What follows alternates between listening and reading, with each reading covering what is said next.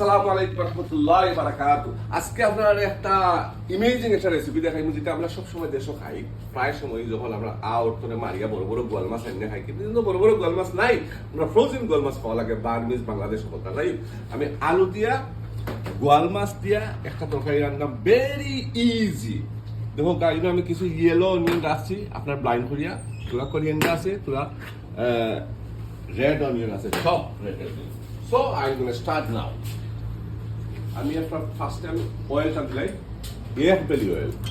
এটা বেশি বড় নাই, ও পরিমাণে আপনার টেস্ট অনুযায়ী দিবা। আর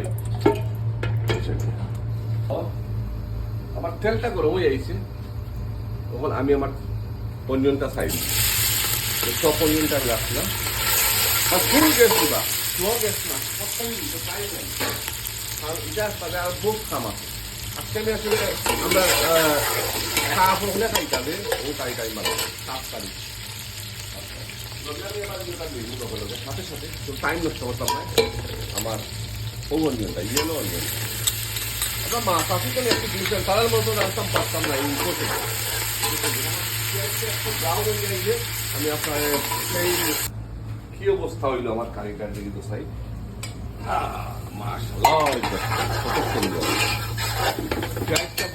গোল্ডেন কালার যখন আমি দেবো লবণ, লবণ আপনার টেস্ট অনুযায়ী দিবা লবণ। বেশি কিছু লাগে না, too much spice no good. সামান্য কোরিয়ান্ডার পাউডার। আমরা অবশ্য জাল একটু কম খাই, একটু বলাই আজকে জাল খাওয়া মানুষ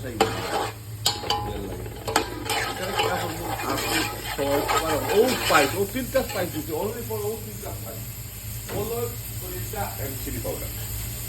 আমি আবার টাকা একটু খসাই নিবি পানি দিয়ে, সামান্য, বেশি খসানোর টাইম নেই। কালার আইবে পরে আমার আলু দিলে দেখি নেক্সট কখন হইলে পরিষ্কার পরিচ্ছন্নতা হইলো ইমানের অঙ্গ। অলওয়েজ আপনারা কুকিং এরিয়া আপনারা ক্লিন রাখবা। সো আসলে কুকিং এরিয়াটা ইম্পর্টেন্ট, ক্লিন রাখতা, যেখানে আপনার রান্না বান্না করবার জায়গাটা ক্লিন রাখলে সুন্দর লাগে।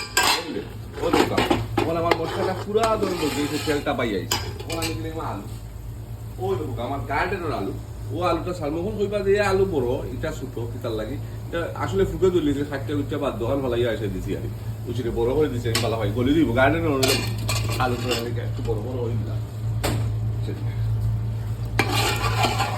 তখন আলুটা একটু মজাই নিব, 2 মিনিট মজাই, বেশি সময় লাগতো না। এরপরে যে মাছ বুঝবো, আলু কিন্তু ফার্স্ট মিনিট। আল্লাহর কাছে লাখ লাখ শুক্রিয়া আমরা যে খাইলাম, এটলিস্ট মাছ ফাইলাম, আনাজ ফাইলাম। আগে আমরা যে আগর জমানাত আমরা বাপসা 4 বয়সের মানুষ এদেশ হয়ে কিচ্ছু খাইছি না, খুব কষ্ট করে খাইছি। আলহামদুলিল্লাহ আমরা এখন খাইলাম। দেখি আলুটা কিতা অবস্থা আপনারা এই মজিয়া এসে তবে এর একটা কাহিনী আছে। কাহিনীটা হইল কি, আপনার আলুর একটা কুনাও ভাঙতে পারতো না, ওই দেখুন একটা আলুরও কুনা ভাঙছে না, বুঝছেন? আর চামচ দিয়ে লাগতে পারতো না, বুঝছেন? ওখান কিনা হলা লাগবো, এই যে আমার গোয়াল মাছটা আছে ফ্রাই করিয়া রাখছি। কারণ ফ্রোজেন জিনিস ফ্রাই করলে মাছের গন্ধ লাগে, জঞ্জনা করে ফ্রাই করে রাখছি। ও গোয়াল মাছটা আগলস করে চাই দিব না, বুঝছেন? আর একটা এখন আরো একটা লাগা দিলেন অমনে করিয়া, ও দেখা দি অমনে একটা লাগা দিন। লাগা দিয়া দেখো আলুর সংখ্যা বেশি, কারণ কি হয়নি, এটা একটা কাহিনী আছে। আলুর সংখ্যা এটা স্টাফ কারি আমরা কুসাইয়া খাইতাম, 1 পিস মাছ আর 3 পিস আলু। ও দোকান আবার গরম করিয়া পানি রাখছি আমি, যাতে সময় নষ্ট হয় না, বুঝছেন? তো ওটারে আর কি তখন আমি 2 মিনিট জাল দিব। আমার ওই গেছে আলু, 2 মিনিট জাল দিয়া দন্য দিয়া ইনশাল্লাহ এটা জব ডাল হয়ে যাবে ইনশাল্লাহ। তখন দিলাই আমরা কাঁচামরিচটা উঠতে দিই, নাইস করে ছিটাইয়া দিলে কাঁচামরিচ। আর এটা হলো গার্ডেনের কোরিয়ান্ডার।